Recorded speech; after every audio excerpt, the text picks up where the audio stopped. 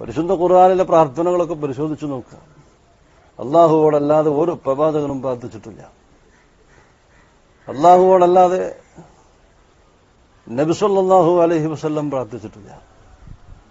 ബദറിൽ പ്രയാസങ്ങൾ അനുഭവിച്ച സമയത്ത് നബി സല്ലല്ലാഹു അലൈഹി വസല്ലമ അള്ളാഹുവോട് ദുആ ചെയ്തു. ഇടമാളന്മാരെ സ്വീകരിച്ചിട്ട് മലക്കുകളെ പോലും ഇടയാളന്മാരാക്കിയിട്ടില്ല. അള്ളാഹു മലക്കുകളെ ഇറക്കി സഹായിച്ചു. പക്ഷേ പ്രവാചകൻ പ്രാർത്ഥിച്ചത് അള്ളാഹുവോടെ മലക്കുകളോടല്ല. ഒരു സൃഷ്ടാവിനോട് ദുആ ചെയ്യുമ്പോൾ അതിന് ഇടയാളന്മാർ ആവശ്യമില്ല എന്ന് സലാം സാഹിബ് പറഞ്ഞത് സമസ്തക്കാർക്ക് വയറിളക്കമുണ്ടാവാൻ കാരണമായിട്ടുണ്ട്. അതുകൊണ്ട് പരിശുദ്ധ ഖുർആനും പ്രവാചകന്റെ സുന്നത്തും ജനങ്ങളോട് പറയാം. ജനങ്ങളെ ശിർക്കിലേക്ക് നയിക്കരുത്. ശിർക്കിൽ നിന്ന് മുക്തമായ ജീവിതം നയിക്കാൻ സർവശക്തനായ അള്ളാഹു നമുക്കെല്ലാവർക്കും തൗഫീഖ് നൽകി അനുഗ്രഹിക്കട്ടെ. വാഖിറു ദഅവാന അനിൽ ഹംദുലില്ലാഹി റബ്ബിൽ ആലമീൻ.